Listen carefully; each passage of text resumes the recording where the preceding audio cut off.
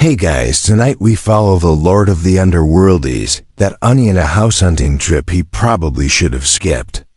You find yourself standing beside Hades, for reasons no one entirely understands us above ground for once, casually browsing. Real estate. It's early evening, the air is warm, and some over-friendly crows are watching you like they're in on a joke you're definitely not. You probably won't survive this experience with your sanity fully intact, but that's not your job tonight. So, before you get comfortable, take a moment to like the video and subscribe, but only if you genuinely enjoy what I do here. Also, let me know in the comments where are you watching from, and what time is it over there. Now dim the lights. Maybe turn on a fan for that soft background hum. And let's ease into tonight's journey together. You're walking a dirt road with Hadesh in his usual, vaguely shimmering robes you in. Whatever you're sleeping in. He's mumbling about how the underworld has become so drafty lately, and how even the fields of Elysium get bad crosswinds. He needs a vacation property. Something quiet. Preferably with good acoustics for brooding. It's not often he visits the upper realm. There's too much sunlight and not enough crypts. You pass a grove of olive trees, their silver-green leaves rattling in the wind like a chorus of disapproving aunties. Ahead, a tiny wooden sign stuck into the dirt. Real estate spooky and secluded properties only. Because of course that's the one he picks. The property listings are displayed on scrolls dangling from a fig tree. Hades scans one with exaggerated squinting. This one says recently vacated, he notes.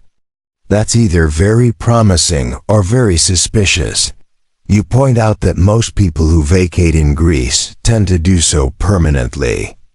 Especially when columns are involved, or curses. Still, curiosity nudges you forward.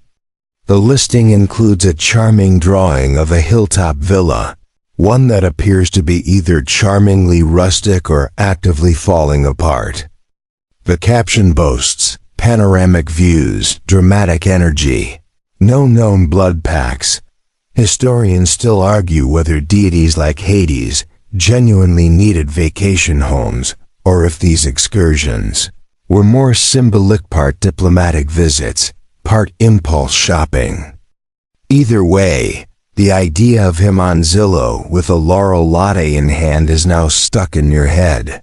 With a satisfied grunt, Hades rolls up the scroll and gestures.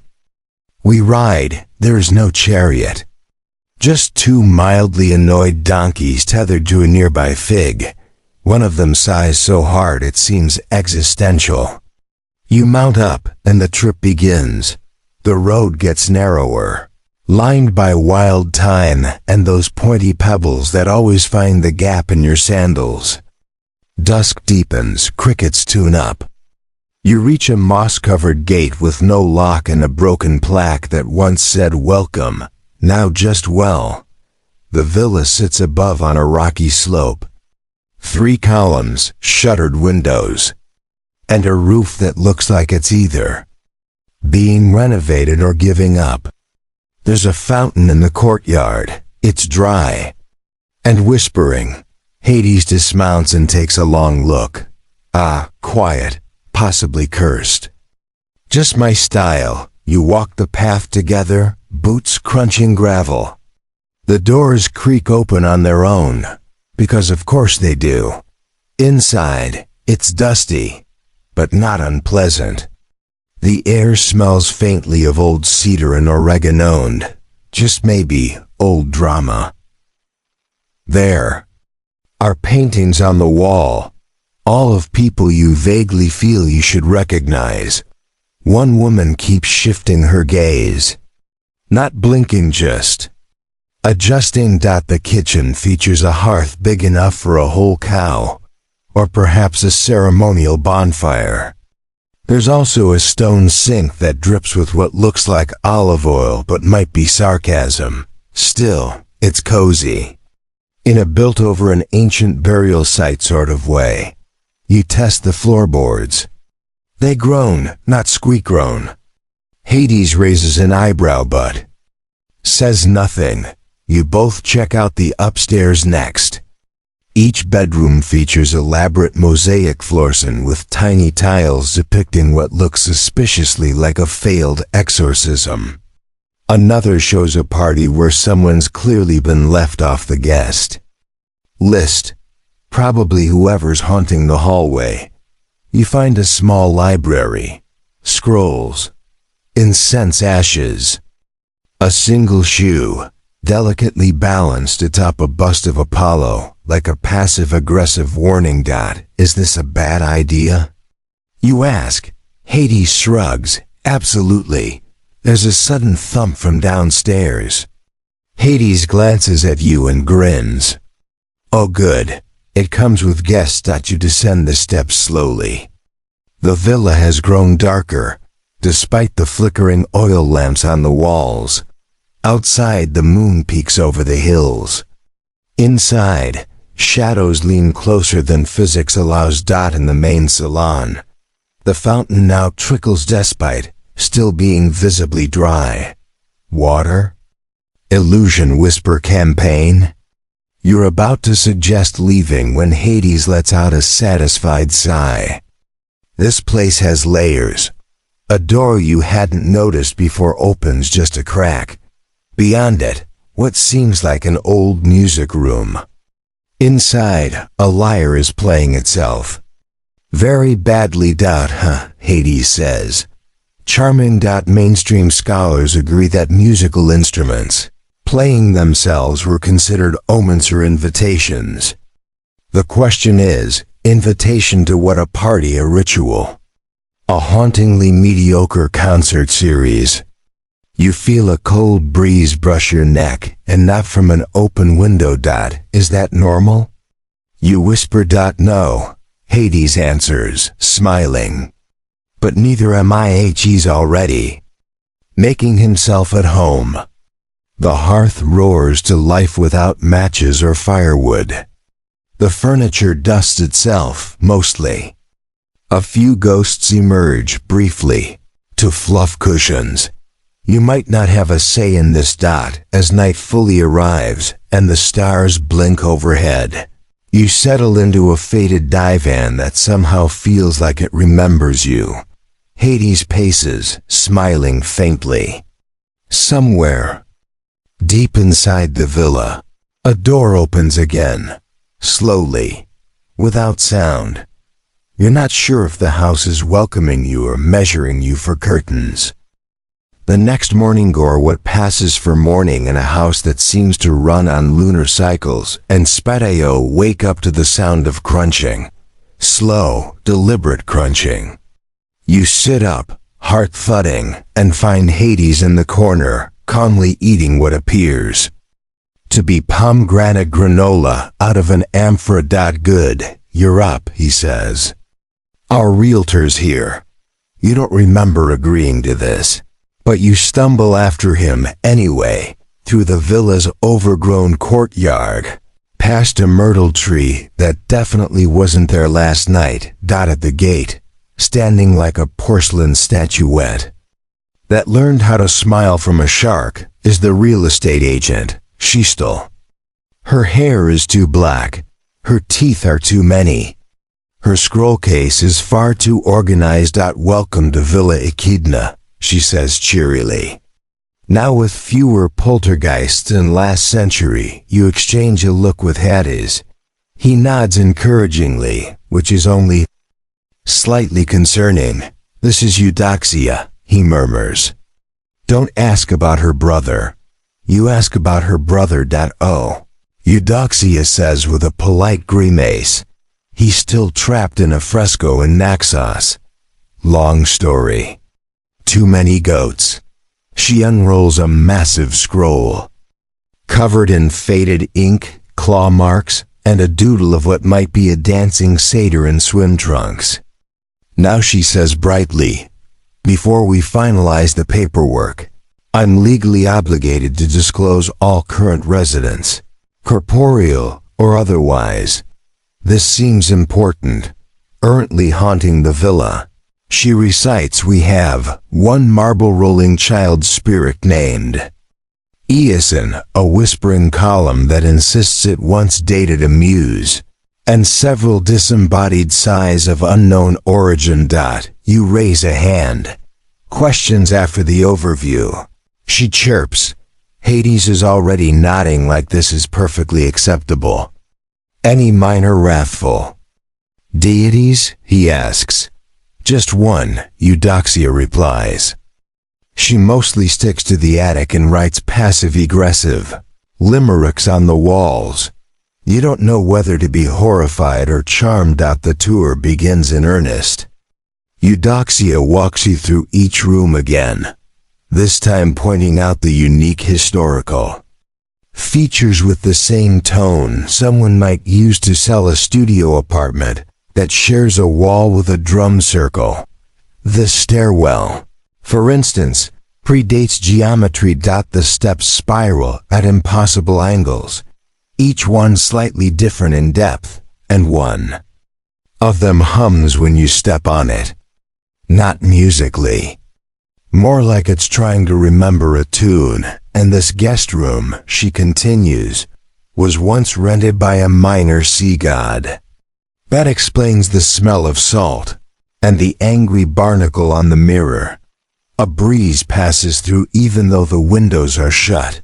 You glance around. The floor is made of onyx tiles, inlaid with what look like little bronze suns. What's under this floor? You ask. Eudoxia tilts her head. We don't ask. She ends the tour at a courtyard alcove that houses a dried-up birdbath filled with tiny bones. We think it used to be decorative, she says. Now it's just a bone zone. Hades nods thoughtfully. This is all very peaceful. Peaceful. You eye the vina-covered statue in the corner that just winked at you. Peaceful feels like a bit of a stretch. Still, part of you gets it. There's a calm to this chaos, a sort of neglected dignity. Like the house doesn't care if you like it, just wants to be left alone to haunt in peace. Eudoxia unrolls a second scroll. This one features an increasingly convoluted price breakdown, a few ancient curses in red ink, and an odd number of goat-related fees. There's also a small caveat, she adds. The house chooses its owner, not the other way around. Hades shrugs. I'm used to that. You are not. But the scroll is already glowing faintly, and your fingers tingle just looking at it. As she wraps up, Eudoxia gives you each a complimentary satchel of ghost pepper olive as a housewarming gift and then vanishes into a flock of magpies. Not walks away, vanishes, mid-sentence. One moment she's adjusting her sandals, the next there's just the echo. Often forget to oil the floor. Demons. You turn to Hades. So she was good, he says. Definitely cursed. But good. You head back inside. The villa seems to sigh with satisfaction. The hallway lights flicker. One of the chairs scoots itself closer to the hearth, and something deep in the walls murmurs a lullaby in ancient Dorian. Historians still argue whether these kinds of mythic haunted homes were literal entities or simply metaphorical vessels for divine interference. Either way, your new vacation spot has opinions. You spend the rest of the day helping Hades settle in, which mostly involves him muttering to the bricks, planting a single black orchid in the courtyard, and assigning a name to every decorative urn. There's Eugene, Marigold, and Susan with an attitude. As night falls, you light oil lamps in every corner of the villa. Their flames flicker in rhythm, as though syncing to the heartbeat of the place. The upstairs hallway, which had previously smelled like damp parchment, now smells faintly of honeyed wine and grave moss. You find a note on your pillow. Welcome. Don't open the mirror cabinet. Management. You definitely open the mirror cabinet. Inside, there's no mirror, just a single lemon, perfectly fresh. It hums.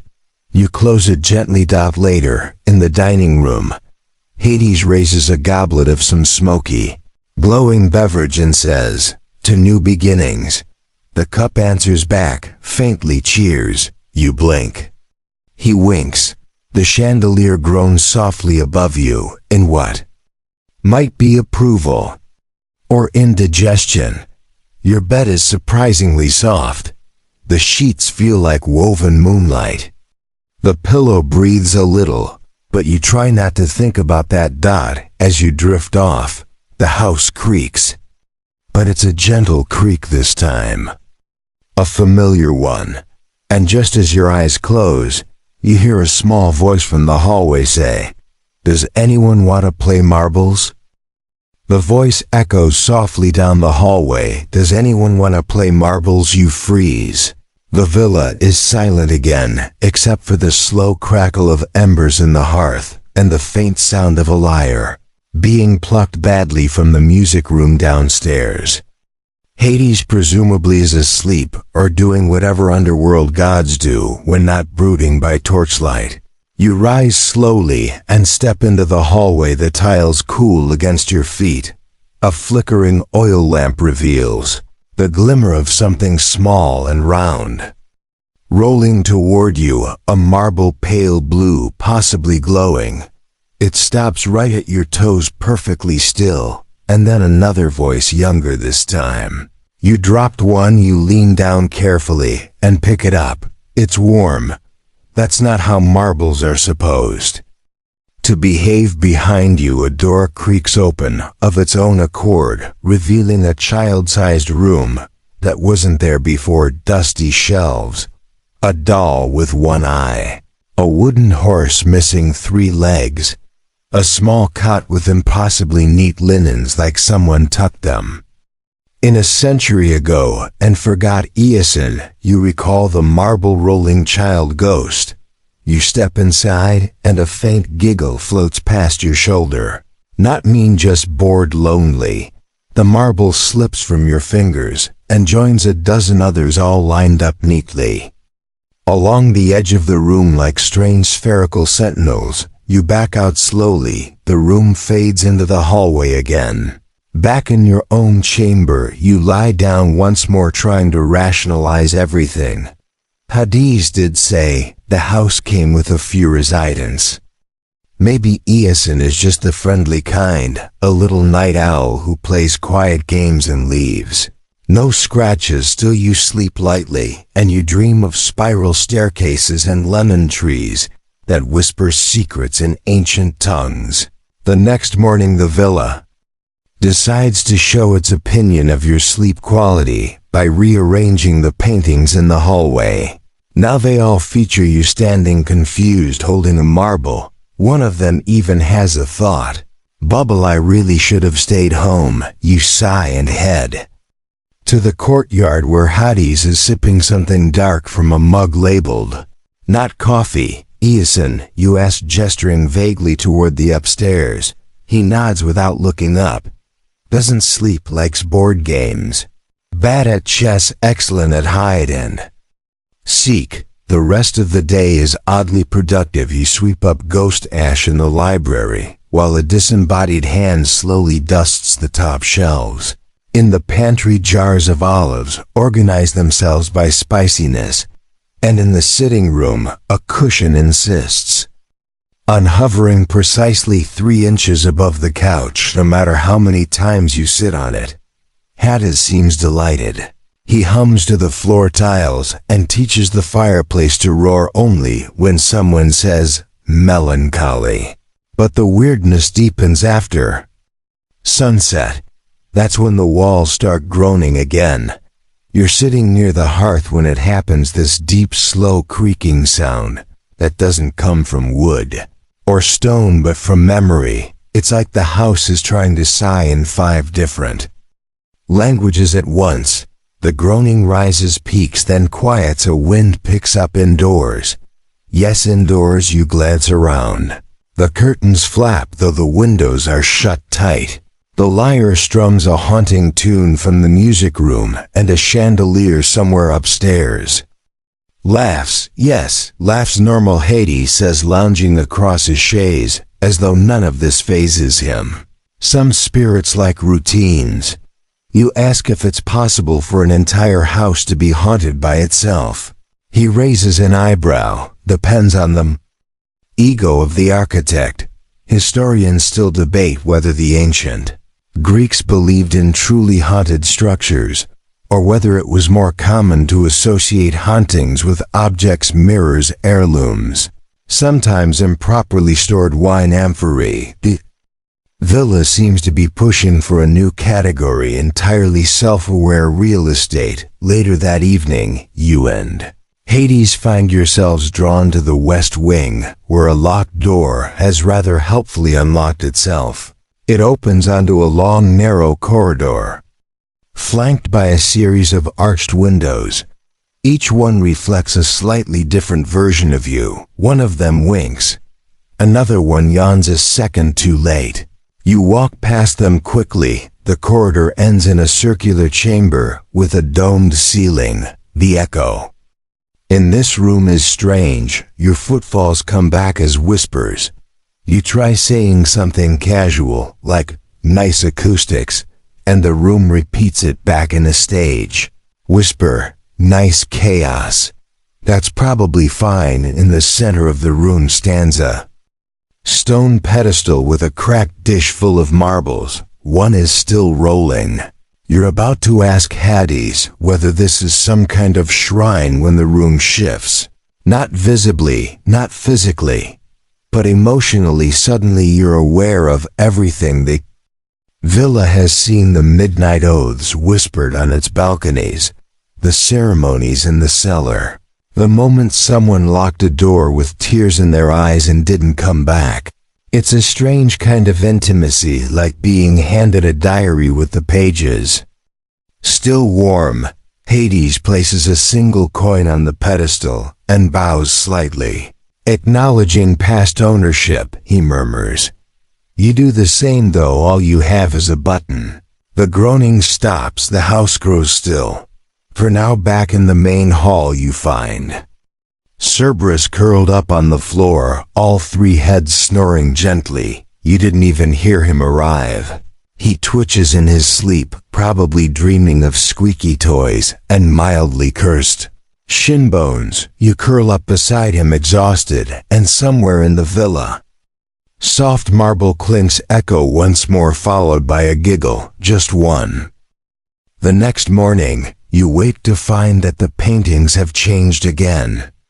Now they show Iason, the marble-rolling child ghost, playing a very chaotic game of hopscotch across various underworld landmarks. Cerberus is in one, leaping awkwardly over square number 7, with all 3 heads looking concerned. You step out into the hallway and are immediately greeted by the unmistakable scent of warm honey cake, followed by the sound of someone humming a lullaby that hasn't been popular since about 300 BCE. Hades is nowhere to be found. But in the courtyard, the sun is rising over the hills like it's in slow motion, and a cool mist hugs the villa like a protective scarf. You head downstairs in search of coffee, or the ancient equivalent, possibly a thick, suspiciously grainy barley tea that you have to chew. The moment you enter the kitchen, a drawer opens on its own. Inside, a glowing spoon. Just one. You don't question it anymore. But you're not alone. There's movement in the corner of your eye. Out in the atrium, hovering near the edge of the dried-up fountain, is a woman. Pale, wavy hair, wearing what looks like a hand-sewn toga that predates laundry. She's translucent in that nonchalant ghost way. Like she's not even trying to haunt you, she just doesn't feel like being fully present. Today, you blink. She's gone. You step closer to the fountain. It's bubbling now. Still dry, but definitely bubbling. The surface of the stone has been scratched with little word shield-like ones. In ancient Greek, you think you see something about figs and secrets and the nice man with 3 faces. You do a quick mental roll call. Hades check. Cerberus? Sort of check. That leaves neighbors. Hades strolls in at this point, nonchalant as ever, casually flipping through an inventory scroll that reads like a cursed Pottery Barn catalog. Oh, good. He says, "You met the neighbors." You raise an eyebrow. "Well," he clarifies, "saw them anyway." Most of them are still attached to the villa, emotionally, spiritually, legally, in one case. You ask how it's possible to still be a neighbor when you're, well, dead. Hades gives a philosophical shrug. Mortality is a lease. Haunting is just staying past the paperwork. You spend the morning visiting different parts of the villa, hoping to encounter these so-called neighbors. And you do. Sort of. In the library, you feel someone adjusting the scrolls behind you. In the bathhouse, steam curls into words before vanishing. Don't use too much mint. And on the balcony, a faint perfume lingers, smear and jasmine, mixed with the sharp tang of ancient jealousy. Historians still argue whether ancient hauntings were personal-specific souls attached to objects in space or cultural projections. The Greeks believed strongly in oikos, the household spirit. And in this villa, that spirit is less symbol of prosperity and more eccentric roommate who won't stop judging your table manners. By midday, the villa decides it's time for a social visit. The front door swings open. A cold breeze pushes through. And 3 figures walk in. Not ghosts this time. No. These are semi-residents, somewhere between living and spectral. Not undead. Just very overdue on their departure from this realm. The first is a stooped man in a scribe's robe who smells like damp papyrus and lemon balm. The second, a woman with a harp strapped to her back and a permanent smirk. And the third, well, she's dressed like she fell out of a fresco and hasn't been updated since. They nod politely. "Welcome back," Hades says with a grin. "This is your what? 9th haunting?" "7th, the woman corrects. 8th if you count that incident with the goat. They've apparently returned to finish some unfinished haunting business." Hades invites them to tea, which, of course, means you are making the tea. And the tea set has opinions. 1 cup insists it prefers chamomile. Another hisses when touched. And the sugar bowl demands a spoon with credentials. You do your best. During tea, the conversation is strange.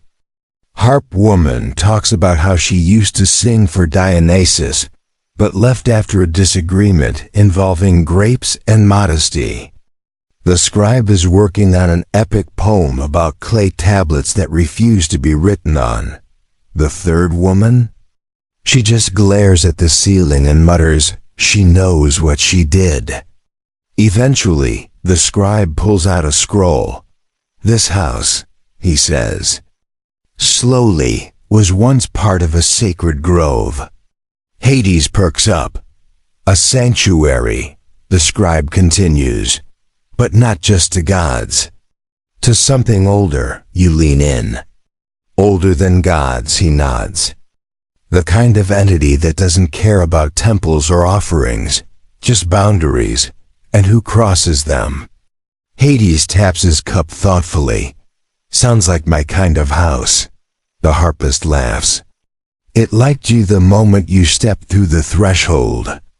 It just hasn't decided what to do with you yet. There's a long pause. Then a marble rolls out from under the table. Everyone stares at it. Then, all at once, they nod as if that explains everything. Cerberus chooses that exact moment to pad into the room, sniff everyone suspiciously, then curl up under the tea table. One of his heads sneezes. The other growls. The third tries to lick the harpist's toe. As dusk settles, the neighbors begin to faddle literally.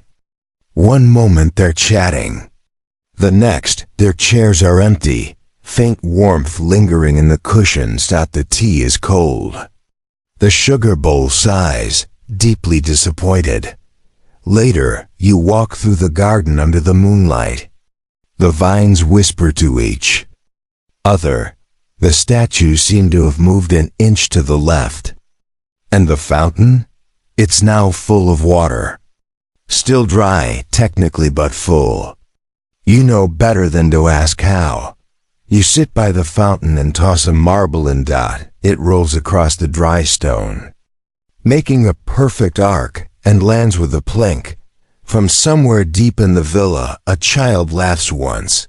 Just once. That night, you sleep oddly. Not poorly. Not well. Just oddly. It's like the dreams themselves are tired. Like they've been pacing inside this house for centuries, waiting for someone with new thoughts to wander through. You dream of a garden that grows upside down, of a dining room where everyone wears masks shaped like owls, and of a child counting marbles in a language that's never existed.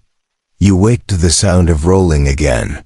This time, it's more persistent, faster, metallic. You sit up and follow the sound down the hallway, past the mural that now depicts Cerberus in a bubble bath, don't ask, and into the parlor. There, under the long-forgotten settee with lion feet, you find them, marbles, dozens, rolling in perfect loops without touching. They circle each other like planets. Humming softly, you crouch beside them and whisper, "Eosin." A marble rolls directly toward you, stops just before hitting your toe, then taps it. Playfully, the lights flicker, and you hear a child's voice say, "Your turn." You might be dreaming, you might not. Either way, you spend the next 15 minutes playing marble tag with a ghost. He's good. Too good. You suspect he cheats. One marble disappears under the furniture and comes out behind you. Another one spins in midair for 10 seconds before politely dropping. By the time you're done, there's a clear winner. It's not you. The marbles roll back under the settee and vanish. Later, over breakfast, if stale honey bread and fig paste count as breakfast, you find Hades in the atrium staring at a cracked mosaic tile. "Did you know this villa was once a daycare?" he asks. You pause. Fig spread midair. "Excuse me." He gestures to the tile. "That's what the scribe meant yesterday. It was a sanctuary for children, or at least young souls. Before it was a villa, it was something softer, more sacred." You look at the mosaic again. It shows a circle of children around what looks like a giant egg, maybe symbolic, maybe breakfast-themed. Historians are split on the matter. But something changed, Hades continues. Something happened, and the house forgot how to rest. That afternoon, you and Hades attempt a cleansing ritual, because apparently that's something you can just try. You gather the usual tools: sage, sea salt, a brass bowl, and a lyre you've tuned to mildly apologetic. Cerberus watches skeptically from the corner, occasionally sniffing the salt like it owes him money. The idea is simple. Make the house feel heard. Acknowledge its past. Offer something in return for its hospitality. You light the sage. The smoke curls upward, takes the shape of a hand, and gently pats your head. Encouraging? Hard to say. Hades begins humming. The lyre joins in, sort of. The notes come out sideways. You sprinkle salt at the base of each doorframe. One frame spits it back. Another says thank you in a whisper that sounds like someone blowing across a flute reed. Then it's your turn. You sit in the music room and read aloud a small poem you found carved into the wall. It's childlike but oddly profound. If you forget your name, I will remember it. If you forget your way, I will roll a marble to guide you. If you forget to laugh, I'll make the ghosts giggle. After you finish, the air feels warmer. The lyre stops plucking itself. The walls settle. For a moment, it's almost quiet, and then a sharp thunk echoes from upstairs. You glance at Hades. He frowns. That wasn't a ghost. You follow the sound to the third-floor landing, one with the narrow linen closet you haven't opened yet. Inside, there's a stack of sheets, a faint lemon scent, and nothing particularly unusual. Until you step in. Suddenly you're somewhere else. The world shifts, bends. You don't fail, you pivot, like turning a page in a story you didn't know you were part of. Now you're standing in a room that doesn't exist. Or didn't. It looks like the villa but cleaner, brighter. Walls are new. The hearth hasn't been lit yet. And voices echo from somewhere below, cheerful ones. Children laughing. A woman singing. You walk slowly through the space. There's a table with fresh grapes. A scroll mid-sentence. Someone's sandals are still warm. You lean out a window and see nothing. Just haze. It's like the world outside hasn't rendered. Yet, you take a breath and step back, and instantly, you're back in the linen closet. Dusty. Cold. Alone. Hades is standing nearby, arms crossed. You found the time loop closet, he says casually. You blink. That happens, he adds. Usually once. Sometimes never.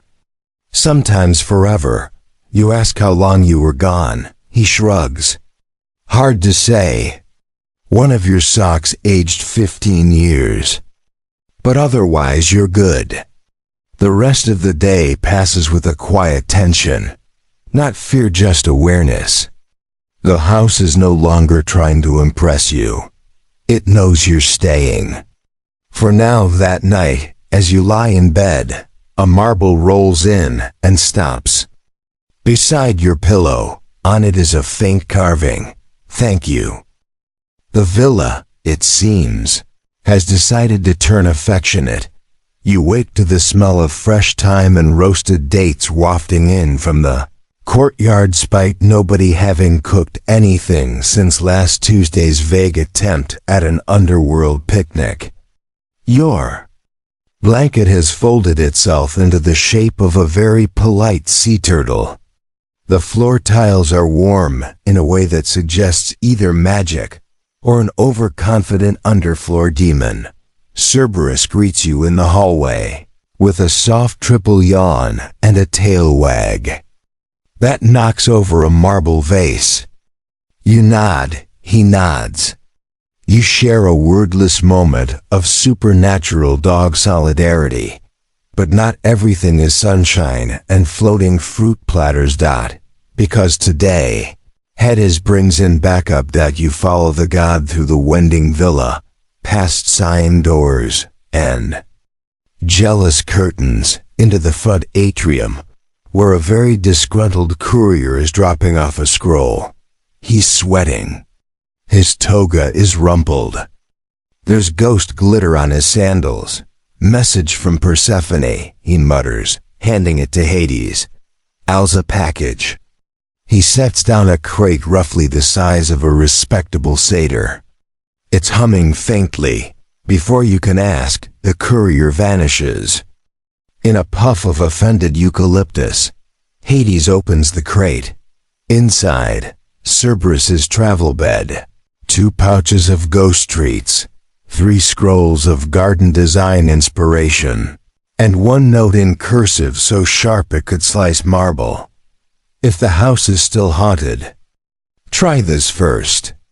Love P. Under the scrolls, a small clay dish filled with glowing goat fat, a bundle of dried lavender, and a hand-carved charm in the shape of a musical frog. You blink. Ah, Hades says.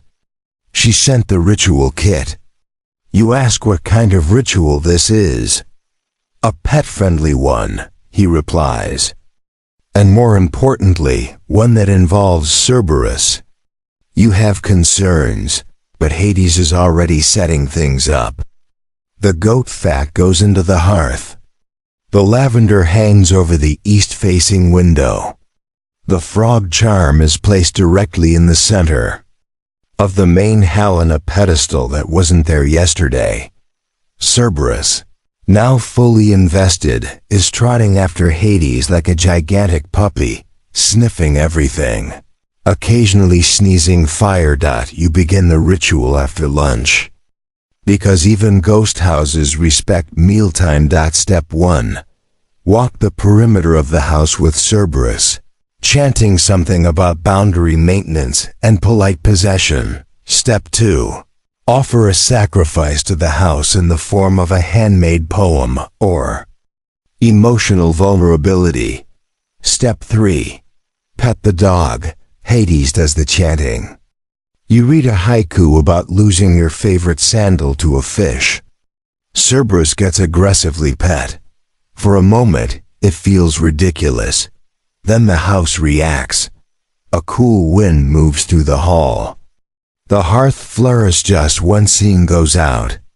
The frog charm vibrates and croaks softly, twice. And then silence. You wait. The curtains drop gently, like sighs. The tiles under your feet hum. The ghostly tension that usually looms just out of sigh loosens. You glance at Hades. He smiles. Better. But Cerberus disagrees. The dog freezes, all 3 heads pointed toward the northwest corridor. The one that's always a bit too dark. The one nobody ever seems to clean. The one where the walls whisper names that don't belong to anyone who's ever lived here. He growls. A low, soft rumble that makes the amphory tremble. You follow his gaze, and you see it. Not a ghost. Not a person. A shape. Faint, tall, shimmering like heat haze. It watches you for a long moment, then slow drifts backward into the shadows. Cerberus barks. All 3 heads. In harmony, you run, not away. Toward Hades, because whatever that was, it didn't belong. Even in a villa with whispering floors and emotionally sensitive curtains. You describe it to him. He nods slowly. That's not one of mine. You ask what it is. I don't know. Which is not what you want the king of the underworld to say. Historians still debate what constitutes a non-god entity in Greek myth. There are categories: daemons, spirits of place, shades, curses, minor fates, emotional echoes. But then there are those other things. The ones that slink between definitions. The ones older than worship. Hades just calls them leftovers. And apparently, your new house came with one. Cerberus refuses to go near that hallway for the rest of the day. He curls up in the kitchen instead, surrounded by floating olives and muttering cabinets. The villa grows quieter again. But it's not peaceful. It's holding its breath. That night, you stay close to Hades. He reads from a scroll while you sip herbal tea that keeps refilling itself. The walls are still. The chandelier sways once without wind. And in the background, the faintest whisper circles the corners of the room. That one doesn't belong. You don't know if it's talking about you, or the shape. Maybe both. You sleep lightly, dream of rooms folding in on themselves, of staircases that lead to memories, of Cerberus standing guard, teeth bared, growling at a mirror that shows nothing at all. And somewhere, in the back of your mind, you hear the soft tap of a marble. Just one. The villa is doing something new today. It's sulking. You wake to find every curtain tied in knots. Not just draped or elaborately tied in passive-aggressive sailor's knots. The kind that say, "Oh, you think you're in charge?" The tiles are cool again, it just in temperature, but in tone. That dreamy hum you'd gotten used to gone, replaced by silence so thick you could stack scrolls on it. Cerberus is hiding in the pantry, behind 3 sacks of cursed chickpeas.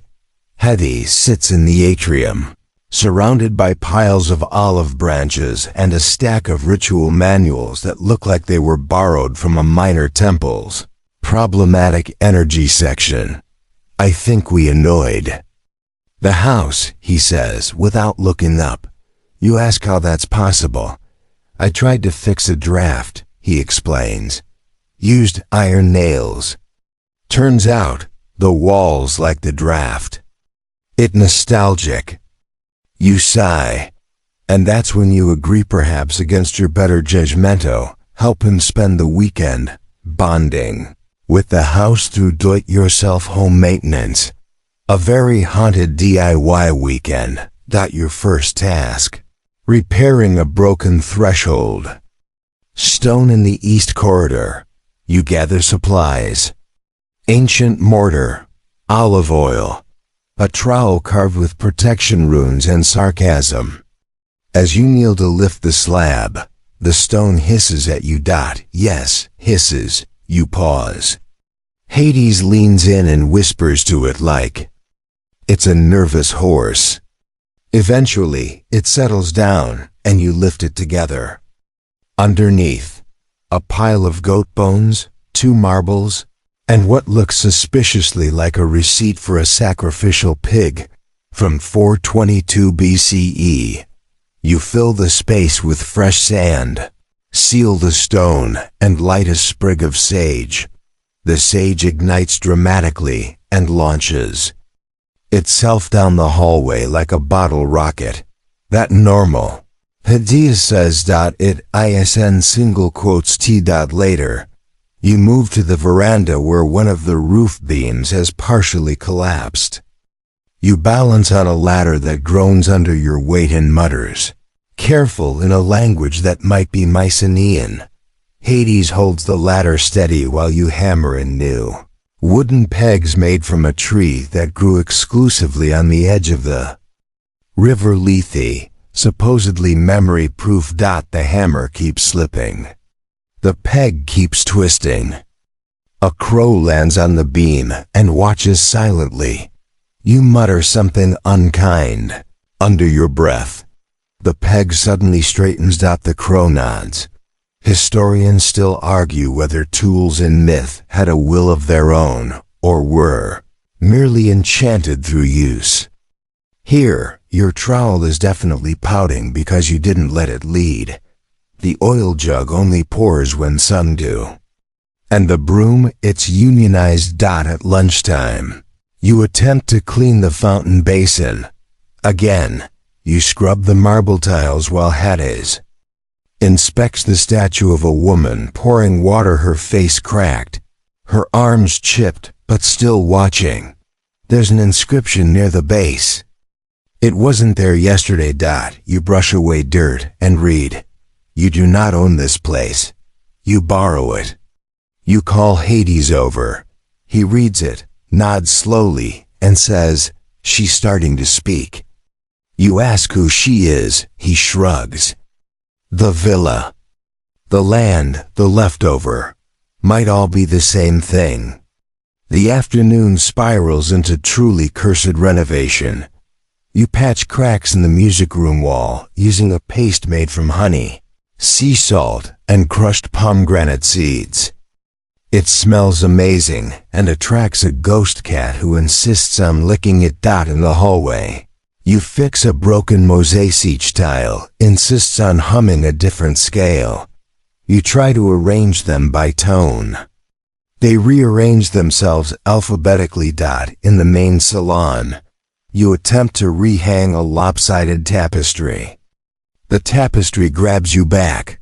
Meanwhile, Cerberus gets stuck in a cupboard that wasn't there yesterday and refuses to come out until Hades sings a lullaby about three-headed dogs and peanut butter. You're making progress.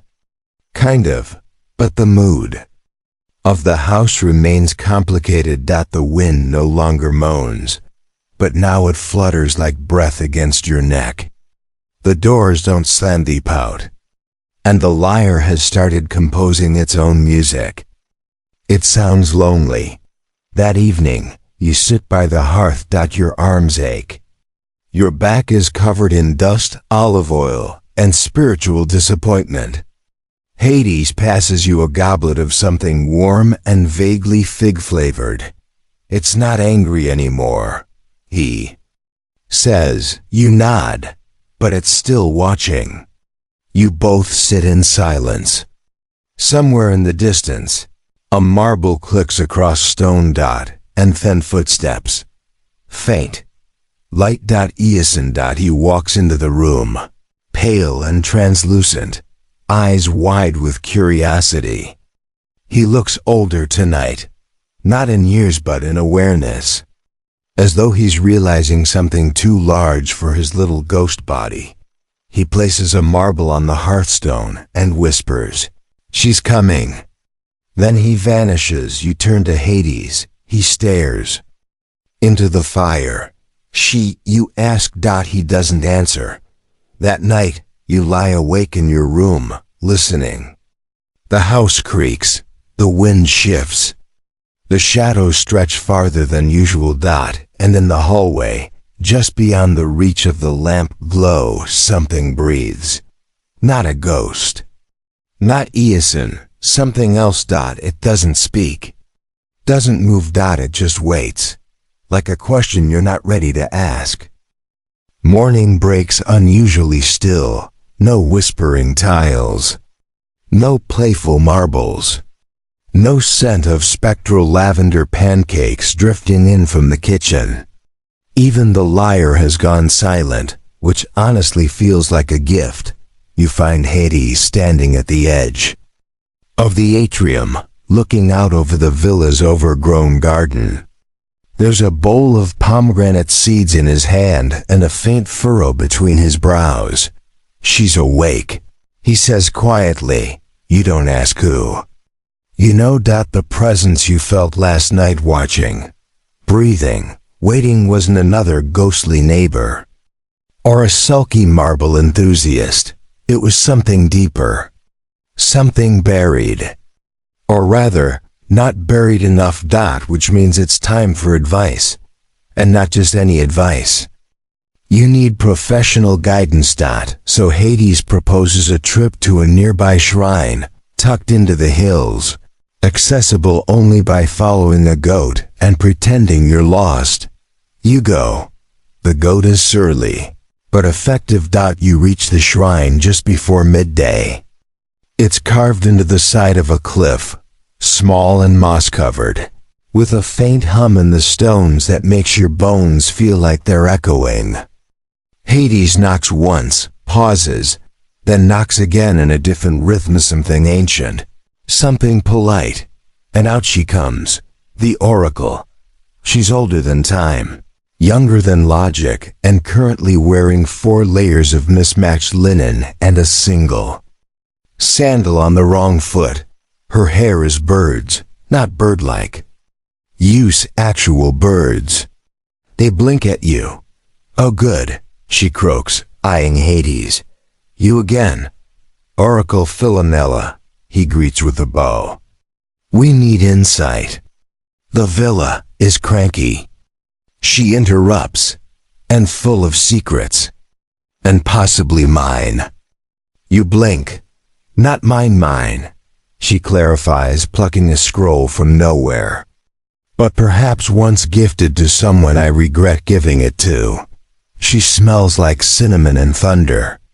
You trust her immediately.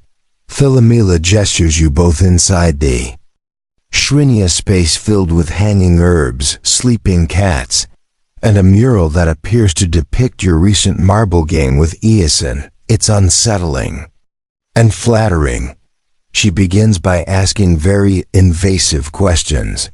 Has the house bitten anyone recently? Ah.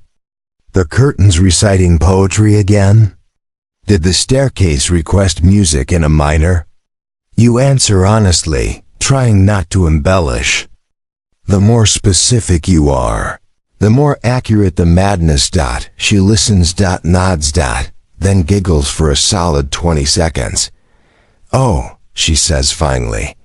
You've stirred up her. You glance at Hades. She? You ask again. Philomela picks up a large fig, bites it with alarming intensity, and says, the villa used to belong to a boundary goddess. You raise an eyebrow. A what now? A deity of thresholds, she explains. Of liminal spaces, in between places, not quite here. Not quite gone. She wasn't big, or loud, or fashionable, but she was precise. You ask what happened to her. Philomela shrugs. Forgotten. Mostly. Faded into stories. But boundary gods don't disappear.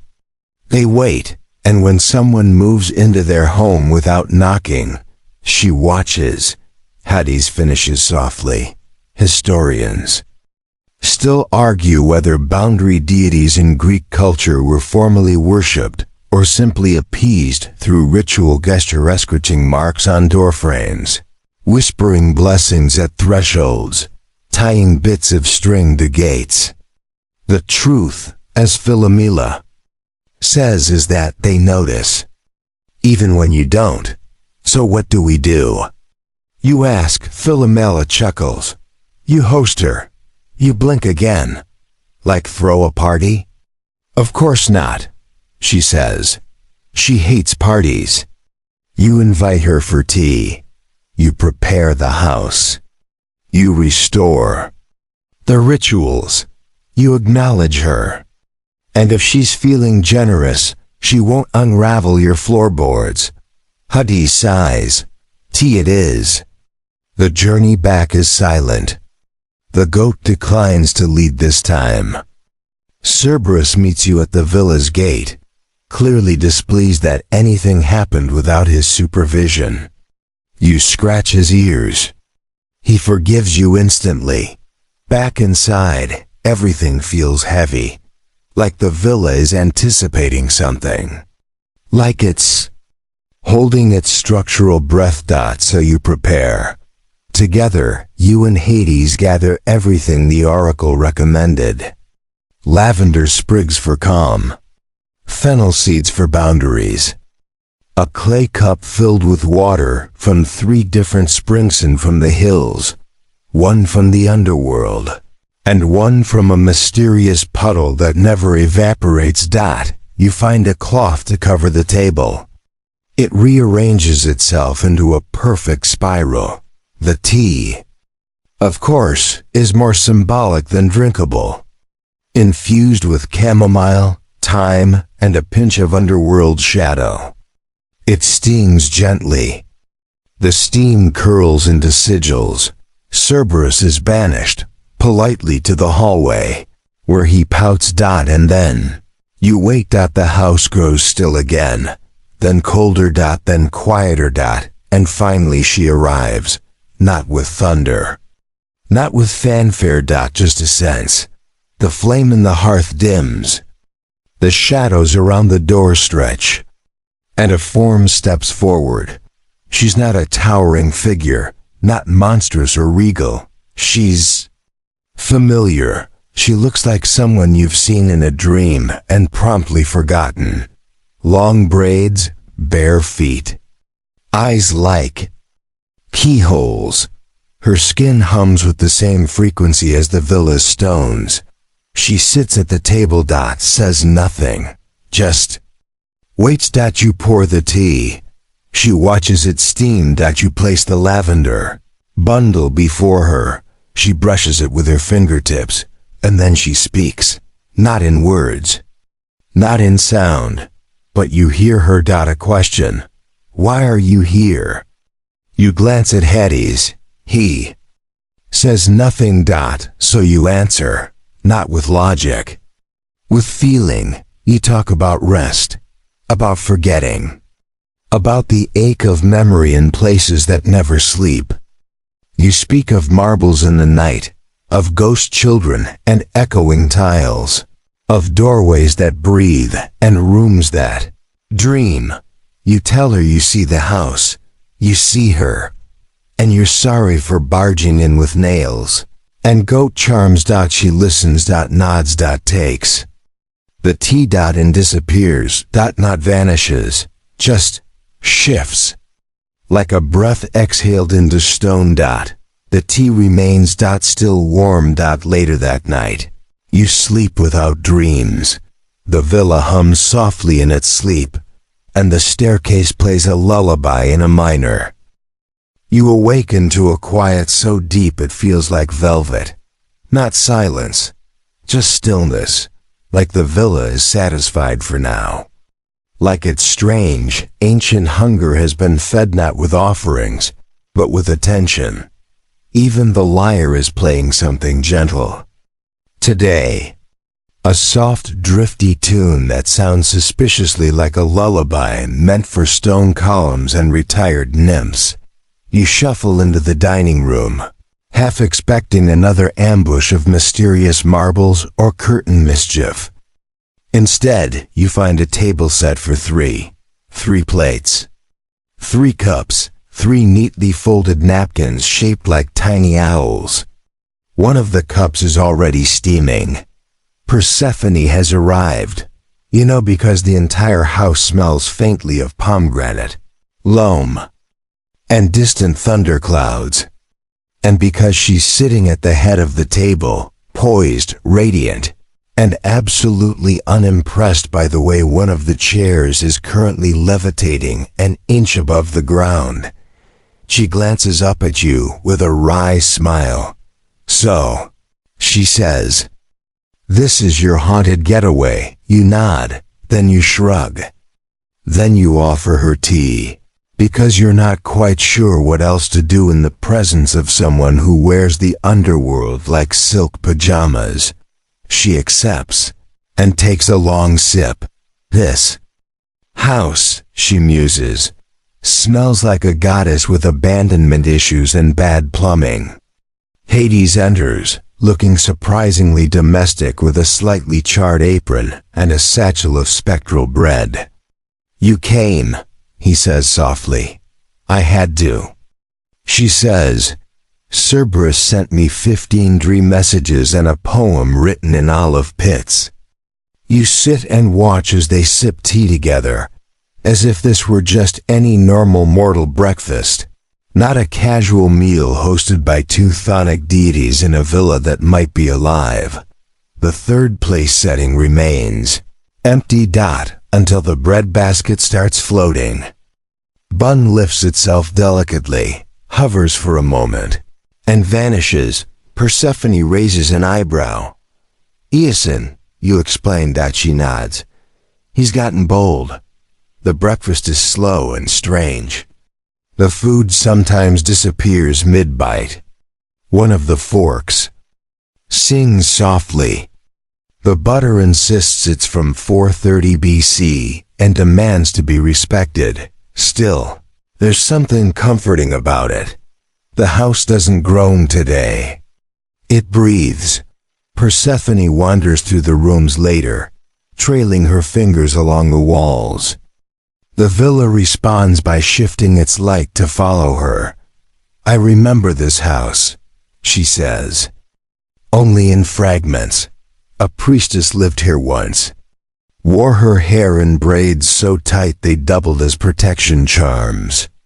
She worshipped at the crossroads, fed the shadows honey and flatbread. You follow her through the hallways. In the music room. The lyre plays one soft note in her presence, then stops, shy. In the garden. Vines curl into spiral patterns behind her footsteps. She pauses at the edge of the courtyard. There was a dining room here, she says. Once. You tell her it still exists, though the ghosts prefer the newer one with the view. Persephone smiles. That evening, you all prepare dinner. By prepare, you mean try to cook while being gently harassed by sentient cookware. The soup pot refuses to boil unless sung to in dactylic hexameter. The bread loaf levitates unless weighed down with rosemary. A jug of wine insists on toasting itself before being poured. Still, the villa feels lighter, as if the act of doing has soothed its ancient ego. You set the table. 7 places. 7? Persephone asks. You shrug. Just in case. The guests arrive slowly. Not with footsteps or doors creaking, but with shadows softening and chairs growing warm. A sigh here, a chuckle there. Iason giggles somewhere beneath the table. And then, the soup arrives. Not by your hand. Not by Hades. But by itself. A heavy bronze bowl floats in from the hearth, steaming gently, and sets itself on the table. You all stare. Persephone leans forward, sniffs. Lentils, she says. Ghost lentils. You blink. That's a thing? She nods. A classic dish in some afterlives. Eternal, nutritious, slightly smug. Everyone takes a bowl. The lentils are warm, a little smoky. Slightly salty, but in a comforting way, like a grandmother's hug if your grandmother happened to be an incorporeal shadow who whispered about olives in her sleep. Cerberus, allowed one head under the table, gets his own dish. He slips it in one go and lets out a happy huff. You sit, eat, and listen. The villa doesn't speak, but it allows. And that's more than enough. As the meal winds down, you notice one of the spoons twitching. You reach for it, but it moves on its own, slowly, dipping into the bowl, then drawing a spiral in the lentils. A symbol. You trace it with your finger. A boundary mark. Old, sacred, protective. Persephone watches you. Eyes soft. She's testing you, she says. She wants to see if you'll recognize her language. Not with your mind, but with your presence. You nod. I think I'm starting to. The bread basket floats again. Another bun vanishes. Iason giggles. And from somewhere upstairs, a door creaks open just a little. An invitation. Or maybe just a reminder that the house is still awake. Still aware. And always watching. You don't go through the door right away. You let it wait. Instead, you and Hades and Persephone gather in the salon, warmed by a hearth that has apparently decided to behave. The flames crackle politely. The chairs don't levitate. The curtains gently sway in a breeze that doesn't technically exist. Even the floor tiles purr a little under your toes. It's a calm you've learned to distrust.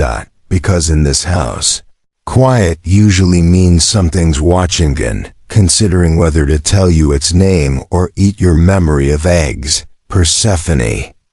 leans against the wall, staring thoughtfully at a tapestry that seems to shift every few minutes between a garden scene and a fairly convincing map of the underworld's bus routes. She's been here a long time. She says. You ask who she means. The house, the presence. The boundary. You sit. Hades sips a cup of wine that keeps refilling itself. I thought we made peace with her. Persephone shakes her head. You asked her not to haunt. You haven't asked her to stay. There's a difference. You feel that in your bones. The door upstairs waits. And eventually, you go. It's the old linen closet again, narrow, a bit musty, and still radiating that vague lemon scent of forgotten temples. The door creaks open wider as you approach, not ominously, just patiently. Inside, the light bends again, and when you step through, the villa folds around you like fabric. One moment you're in the hallway. The next you're somewhere entirely different, but also familiar. It's still the house. But not quite. This time it's brighter, not glowing. Just filled with the kind of sunlight that feels like it remembers being alive. The walls are clean, the mosaics shimmer. The air smells of thyme and beeswax and fresh bread. You're standing in the same dining room now it's whole. The floor is uncracked. The table is set. Figures bustle about the room. Priests, servants, spirits in memory form. You can't quite tell. None of them see you. They move through their rituals, carrying dishes, lighting oil lamps, adjusting wreaths made of olive and fennel. And then she enters. The boundary goddess. Not as shadow, not as presence. As herself. She's not tall, not glowing. But the moment she steps into the room, the entire house sighs in recognition. She wears a simple tunic. Her hands are smudged with ashen herbs. She hums to herself low, gentle and off-key. You follow her through the house. You watch her bless the thresholds with salt and lemon. You see her whisper into the corners of each room. You notice her pause to adjust a crooked tile, to chase a cat out of the fig basket, to straighten a curtain that was misbehaving, even back then. She is the villa. Or perhaps was, and maybe still is.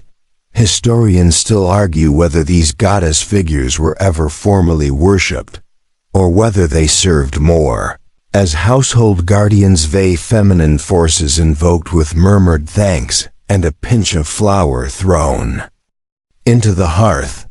But you can see it now. She was the house's heart, and when she left whatever that happened, Villa never fully forgave the world for forgetting her. Time bends again. The house fades. You're back in the linen closet. Except, not quite. There's a small object in your hand. Smooth, warm, a marble carved with the same boundary sigil you saw. Drawn in lentils at dinner. You bring it to Hades. He inspects it carefully, holding it up to the firelight. She gave you this? He asks. You nod. That's a seal, he says. Not to keep her out, but to keep her here. You ask if that means the haunting is over. Hades just smiles. Hauntings don't end, they change. You hear laughter from the hallway. Iason? Maybe, but this voice is different. It's older. Lighter. Happy. The villa rearranges itself slightly the next morning. Rooms shift. Hallways realign. A doorway appears between the atrium and the bathhouse that neither of you remembers building, but feels exactly right. The kitchen gains a second pantry. The music room adds a new niche, just big enough for a marble collection. The house is no longer whispering complaints. It's whispering contentment. You host breakfast on the balcony. Persephone's already gone, slipped away in the middle of the night with a note that reads, "She's staying. You should too." The table holds warm bread, olives, honey, and a pitcher of what might be ghost lemonade. Cerberus lies at your feet, chewing gently on a haunted slipper. Hades stares into the hills, smiling like someone who hasn't felt welcome anywhere in centuries. You pour yourself a cup of tea. The marble in your pocket hums once, and from upstairs, a closet opens. Only this time, nothing strange happens. It just opens. Like a normal door. A gesture. A gift. An invitation to stay. Mid-morning finds you staring at curtains that smell like ambrosia, which, for the record, is not how curtains should smell. You discovered it by accident, brushing one aside to let in some sun, and suddenly there it waste warm, heady scent of something divine. Honey and citrus and a kind of golden stillness that made you forget what you were about to say. Hades finds you in the room, nose buried in the drape. "She got into the fabric," he says, as if this is the most natural thing in the world. "She?" you ask, already knowing. "The boundary goddess. Or what's left of her," he says. "She's leaving impressions now, memories, bits of herself stitched into things." You let go of the curtain. It falls back into place with a whisper that sounds suspiciously like, "That's enough." Later, you find another clue. In the linen closet, the linen closet. Just a perfectly mortal one near the bath. You spot an old shawl tucked behind some lavender sachets. You lift it. The shawl glows faintly. Not with light, but with meaning. And the moment you touch it, you see a flash, the goddess sitting beside a hearth, weaving tiny charms into her own sleeves. Another flash, her pressing that shawl into someone's arms before vanishing behind a threshold of marble and forgetfulness. You drop it gently. The house exhales. Hades watches you from the doorway. She's rooting herself again, stitching her way back into the structure. "And that's good?" you ask. He tilts his head. "It's involved." He gestures you into the hallway, and the two of you walk slowly through the villa. Everywhere, there are signs. The columns in the West Hall hum when you pass. The fig tree in the courtyard now bends slightly toward the window, as if eavesdropping. And then there's the smell. It's subtle at first, faintly sweet, like something baking just out of sight. But it's not food. It's memory, a scent the house has remembered. Something from centuries ago, maybe even from before Hades found it. A ritual incense, a festival treat, a time when the villa was alive not just with ghosts, but with joy. You follow it, winding through corridors until you reach a small side room you hadn't noticed before. Inside, there's a low table, a few cracked bowls, and a stone shelf filled with dried herbs, a shrine, long forgotten, long ignored. But recently cleaned. A candle flickers on the shelf, though you didn't light it. You kneel, because kneeling feels correct here. The marble in your pocket hums again. You place it on the shrine. Nothing explodes, nothing whispers. The candle just flares once and settles. You feel better. Back in the main hall, Cerberus has decided to patrol, not bark, not sniff, patrol. Like he's watching something only dogs and ancient guardians can see. His middle head pauses at a wall, sniffs, then sneezes, and the wall opens just a crack. Behind it, a narrow staircase curling upward. Not down up, you glance at Hades. I don't remember that, he says flatly. You both ascend.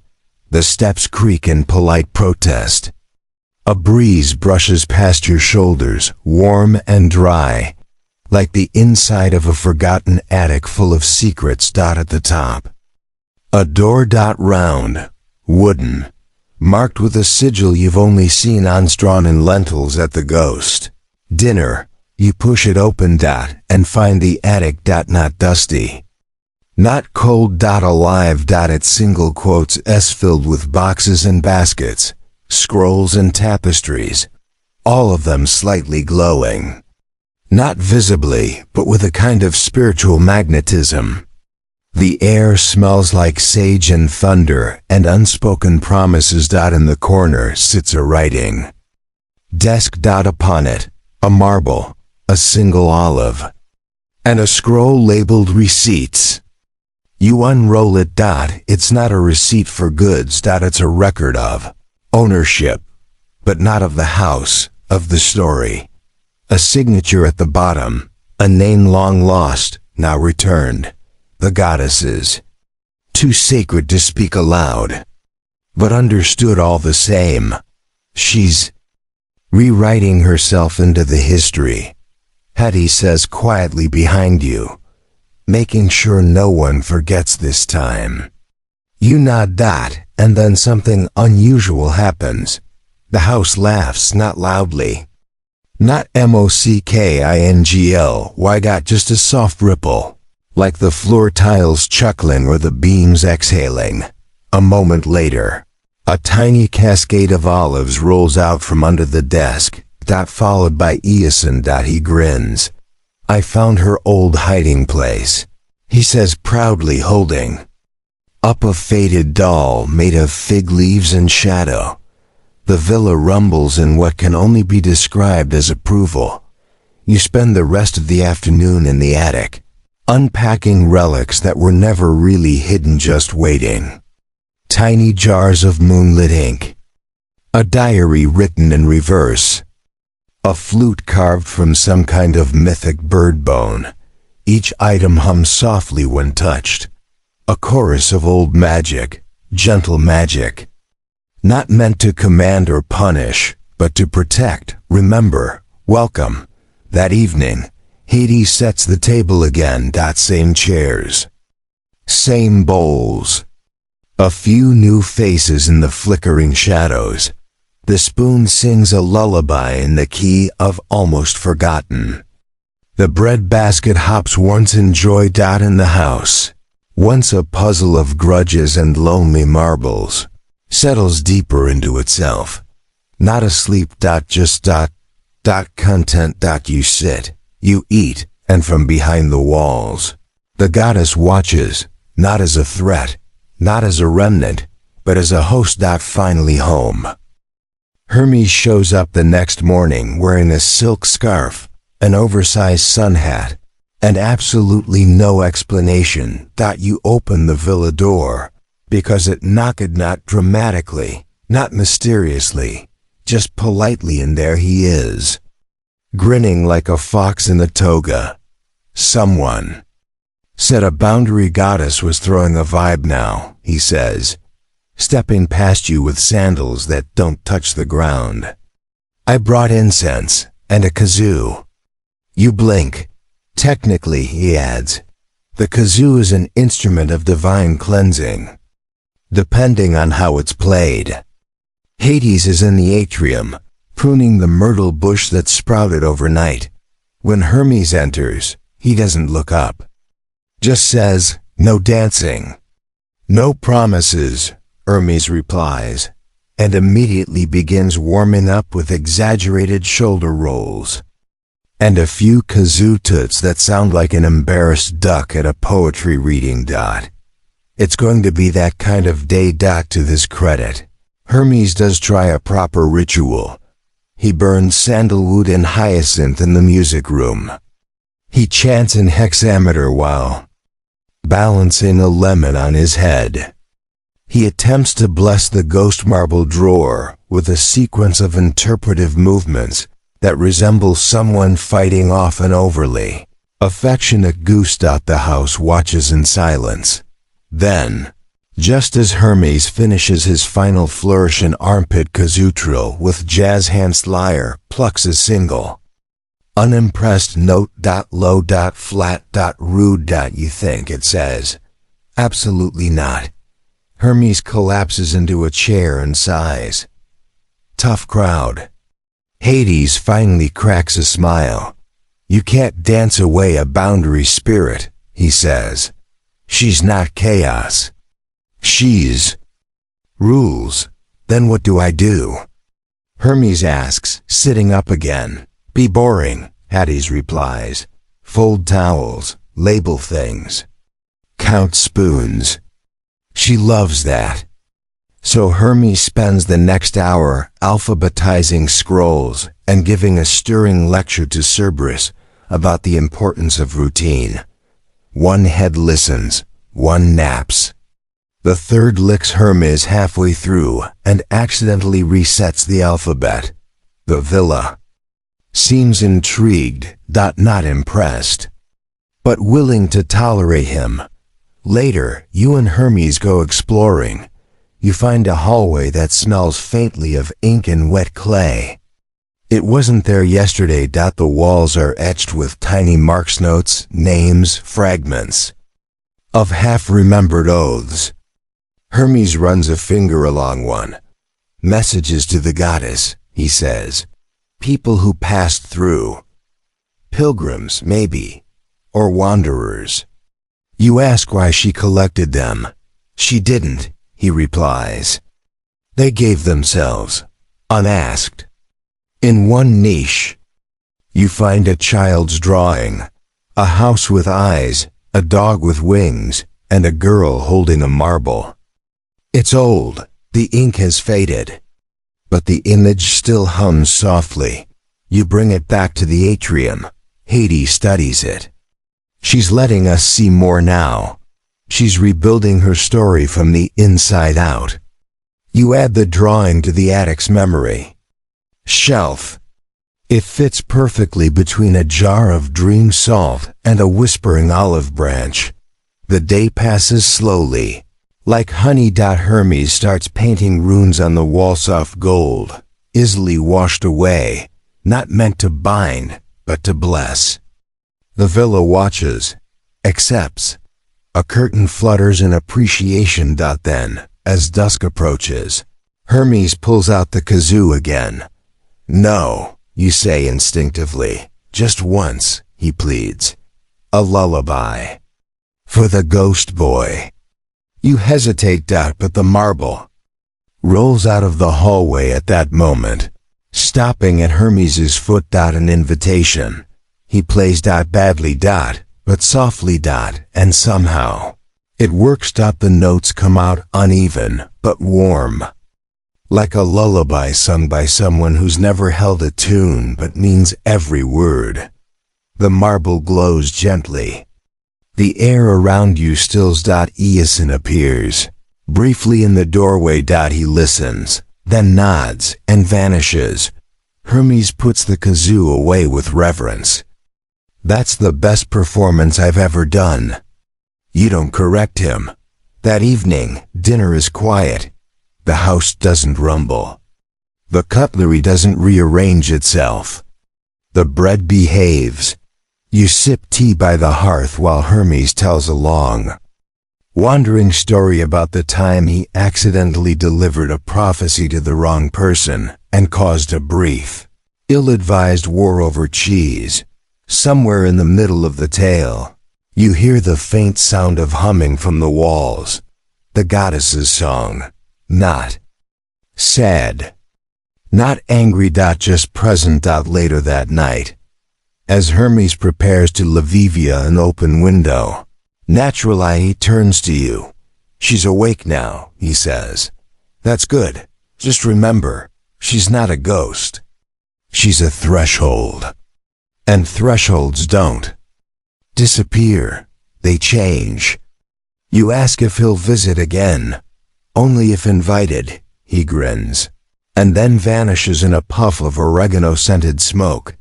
The window shuts behind him with a polite click. You stand in the silence, now so familiar you barely notice it anymore. And somewhere nearby a marble rolls once, then stops like punctuation.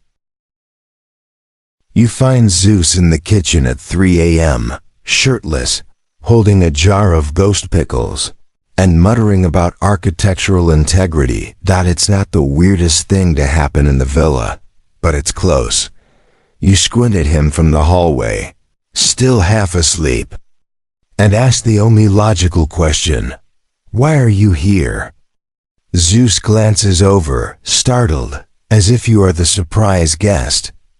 I thought this was my villa, he says, frowning at a tile that just changed color under his foot. It's not, you reply. He narrows his eyes. Are you sure? I think I remember hosting a lightning contest in this atrium back in. Nope, you cut in gently. That was Corinth, and it wasn't your house. It was a temple. You broke 2 statues. Oh, he says, deflating slightly. Right, that was the goat. Year. Hades walks in a moment later, groggy, holding a cup of whatever gods drink when they're pretending they don't drink coffee. He freezes. Zeus, he says flatly. Why are you touching my pickles? Zeus blinks, then sets the jar down as is. If it burned him. I just thought I'd stop by, he says, brushing invisible dust off his chest. See how the haunted cottage aesthetic is working for you. Persephone, having apparently returned sometime in the night via whisper or whirlwind, enters in a robe that looks like it's made of seasonal gloom and basil. She stops in the doorway, spots Zeus, and says, "Oh no." The house groans. A chandelier sways. Cerberus appears at the edge of the room, all 3 heads glaring in perfect disapproval. Zeus, undeterred, claps his hands. Well, he says brightly, let's do a full inspection. Safety, structure, potential for sacred orgies, that sort of thing. No orgies, Persephone says without looking up from the scroll labeled Do Not Touch Without Asking. Zeus pouts slightly, then wanders toward the hallway. The villa does not approve. You follow him as he strides through rooms that barely tolerate his presence. Tapestries twitch when he passes. Chairs scoot just out of reach. The lyre refuses to pluck even a passive-aggressive note. Zeus pokes at a mosaic. This one's out of alignment. It's a symbol of liminal memory, you reply, because you've been listening. Not a floor plan. He raises an eyebrow. Well, someone's gotten poetic. Back in the atrium, Hades sets down his cup and calls after him. Don't open the west hall door. Which Zeus obviously takes as an invitation. You all follow. Reluctantly, the west hallway has been dormant since the goddess's return, quiet, respectful, barely breathing. Until now. Zeus opens the door. The room inside is dim and warm, like the inside of a memory you're not supposed to have. The scent of figs and myrrh hangs in the air. The walls shimmer faintly. Not in gold. In presence, she lives here now. Persephone says quietly beside you. Zeus steps in. And immediately steps out. A gust of wind slaps his hair into divine disarray. That's new, he says, blinking. The house hums. Not menacingly, just firmly. Zeus coughs. Right, yes, sacred space. Got it. He sits down in the hallway like a child who's been told recess is over. Historians still argue whether Zeus actually respected other deities' domains or simply got bored and wandered off. The truth seems to lie somewhere in between, he meddled. And occasionally, someone smacked him with a metaphorical broom. You return to the kitchen. Zeus trails behind, now oddly subdued. He opens the pickle jar again. This time the pickles bite him. He yelps. Cerberus perks up. Persephone just sips her tea. You spend the morning trying to keep Zeus from accidentally summoning a thunderstorm in the attic. He insists on testing the acoustics with a staff made of clouds. The attic absorbs his voice like a wet sponge and answers back in an annoyed mumble. Even the boundary goddess appears. Briefly. You see her at the edge of the upstairs mirror, watching Zeus fumble with a sacred broom. She doesn't speak. She doesn't scold. She just nods once, and the room flickers with calm. Later, Zeus finds you by the hearth. He hands you a slightly sticky scroll. I was going to offer renovations, he says, but I think the house would eat me. You nod. He stares into the flames. She was one of the quiet ones, he says. Never asked for temples, just doorways, just boundaries. You say nothing, he sighs. I think I forgot her. We all did, you reply. The scroll he gave you is blank, save for one small symbol in the corner, a marble inside, a doorway. You place it on the memory shelf. Zeus leaves not long after. He takes the window. Of course, the villa sighs once, as if adjusting its shoulders. The lyre plucks a happy chord, and the chandelier swings again, but this time, in amusement. The boundary goddess doesn't appear again that day. But when you pass the west hallway, you hear her laughter. Soft, distant, like wind passing over the line between one world and the next. The villa wakes up the next morning and decides to rain inside. You notice it first in the northeast hallway, where a steady drip drip drip is coming from a perfectly dry ceiling. You tilt your head. The droplets fall not from any visible leak, but straight from the air itself, like the house is remembering weather and has decided to reenact it for ambience. Hades appears with a towel and a mildly concerned look. She's testing metaphors again, he says. You both listen to the quiet patter of rain falling gently onto marble. The air smells like petrichor and forgotten temples. One of the decorative urns nearby is now half full. The house, apparently, is feeling emotional. She's almost ready, Hades adds, eyes scanning the walls. Ready for what? To return. You don't quite understand what that means. You're not sure Hades does either. But the signs are clear. The villa has grown bright in it with light, but with a kind of presence. Every room hums with possibility. The doors no longer creak in protest. They open exactly when needed. Even the tiles feel warmer underfoot, like they're holding stories just beneath their glossy surface. Still, there's one presence left unaccounted for, the original owner. You've seen hints, whispers in the mirror, drawings in the attic, a shadow flickering between the walls. But she hasn't appeared, not fully. Not yet. Until tonight. Because tonight, the goddess steps forward. You're in the courtyard, arranging honey cakes and warmed wine on a stone tray. The moon is high. The marble in your pocket pulses faintly, and the fig tree rustles with anticipation. You don't hear her enter, but you feel her. A coolness brushes your arm. The shadows lengthen, then soften, and when you turn, there she is, not a vision, not a memory. She walks barefoot across the tiles, each step leaving behind a slight shimmer, like morning dew on stone. Her eyes are the color of dusk. Her hair spills down her back like flowing ink. She wears no crown, no symbols, no fanfare. And still, the house leans toward her. She nods once at Hades, who bows with respectful quiet. Then she turns to you. You reach into your pocket. The marble hums. You place it in her hand. She closes her fingers over it, eyes closed, silent. Then she says, in a voice that sounds like every whisper you've heard in this house. You remembered me.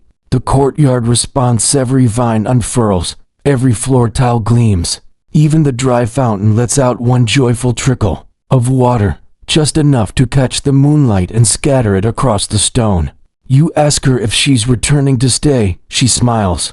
I never left. I was waiting. The door was always ajar. No one stepped through. Hades gestures to the west hallway. We've preserved your space. She nods. It's not mine now, she says, gazing around. It's ours. Historians still debate whether gods ever truly leave sacred places, or whether they remain in slumber, waiting for rituals to call them home. Boundary spirits, especially, are known for dwelling in thresholds, moments, silences, half-finished doorways. She was no exception. She just needed to be welcomed, and you did. As the evening stretches on, the house opens more of itself, a door behind. The kitchen swings wide to reveal a room filled with scrolls you've never seen before, quartz of the goddess's rites, recipes for protective tea, instructions for weaving doorway charms. She reads one aloud, and the words seem to hang in the air like golden dust. Cerberus pads into the courtyard and lays down at her feet, all three heads closing their eyes in something like worship. Even Isin appears, hovering near the base of the fountain. He says nothing, just smiles. The goddess kneels and holds out a hand. He takes it, and for a moment just a heartbeat. The courtyard shifts, not visually, emotionally, as if the villa has realigned, clicked back into place. A house, whole again, a spirit, welcomed, a boy, remembered. The goddess rises. She places the marble back into your hand. It's different now, warm, smooth, etched with a symbol you've never seen but instantly understand. Belonging. The wind picks up. The fig tree sighs, and the villa hums, not as a structure, but as a soul. Later, you sit beside the hearth. The flames dance slowly. The shadows curl softly in the corners. The goddess stands at the far end of the room, watching the light flicker across the wall she once anointed. Hades joins you. So, he murmurs, the house has a goddess again. You nod. She has a home. You reply. The lyre plucks one gentle chord, and in the mirror above the hearth, for just a second, your reflection is not alone. She's there beside you, smiling, watching, grateful, and gone again. But now, you know she never really leaves. It's just after midnight, and the villa feels soft, not in texture, in temperament. The walls have stopped their gentle complaining. The floors creak only with polite intent. Even the hallway, since thick with emotional humidity and antique dramano, seem more like long, cozy sighs. There's no more haunting, only hosting. You pad quietly through the corridors with a cup of warm fennel tea, listening to the soft, steady breath of a house that finally feels at peace. In the atrium, the fig tree is in bloom. You didn't even know fig trees could bloom this late. Each flower glows slightly in the dark, like sleepy stars that decided to root themselves in soil instead of sky. You find the goddess in the west wing. She's seated in her old chairwell. It's new now, refurbished by the house itself, as if even the furniture wanted to honor her return. She looks up as you enter, and her smile is small, gentle. The kind you give a dear friend when there's nothing left to say but everything still felt. I'll go quiet again soon, she says. You blink. Why? Because homes don't need constant attention, she says. Just presence, ritual, care, the occasional loaf of bread. You laugh quietly. She rises, dusts off her tunic, and looks around the room like someone examining a painting she used to live inside. This place remembers now, and so do you. That's enough. She doesn't leave, she just blends into the walls, into the stone, into the flickering firelight and the cool ceramic bowl on the mantel, and the faint, lingering scent of lemon and myrrh. Later, you sit by the hearth with Hades and Cerberus, watching shadows shift gently across the ceiling like drifting clouds made of ancient memories. No ghostly marble games tonight. Isin has finally settled into his role as ambassador of the odd and the afterlife. He sleeps near the staircase, floating slightly, clutching a fig leaf dowel. The night wraps itself around the villa like a blanket. The fig tree rustles. The lyre plucks one last lullaby low, soothing, unhurried. You rise and walk the house one final time. The kitchen is warm and empty, but not lonely. The bath glows faintly with leftover steam and serenity. The attic door opens, just a crack, and a cool breeze slips down the stairs, scented with lavender and ink. Every room you pass hums slightly, as though the house is whispering to itself. Yes, yes, yes. Back in your bedroom, the bed has arranged itself. The pillows are cool. The sheets smell like olive oil and laundered history. You lie down and place the marble on your nightstand. It glows onto softly thin dims. The villa sighs around you. You sigh with it. And just before sleep takes you, you feel the goddess's voice not in your ears, but in your bones. Rest. You've earned it. And now, we ease into stillness. The house quiets. The stories settle. Outside, the moon rides high over the hillside, casting long silver beams through olive branches that sway gently, without intention. Crickets murmur in the distance, not quite rhythmic, but soothing in their stubbornness. The villa exhales, your breath slows with it. The marble rests on your table, no longer glowing, but heavy with comfort. The kind of weight that means you are where you should be. The kind of stillness that means the threshold has accepted you, round you. Every object hums with memory's soft, sleepy vibrations woven into curtain hems and mosaic lines and old, cracked teacups. They're not watching anymore. They're simply with you. Even the goddess has gone quiet, her presence woven into every creak and whisper and flicker. She doesn't need to speak. She is there. In the still warmth of the floor, in the hush behind the door, in the way your blanket pulls just the right amount over your shoulder. Sleep takes the corners of your thoughts, gently. You drift, past the fig tree, past the scent of ancient ink and fresh honey cakes, past the marble that never quite stops rolling. You are not haunted, you are held, safe within walls that remember, that forgive, that welcome. And as the last conscious thread loosens, you harmabe only imaginative voice, low and smiling. The door is always open. Good night.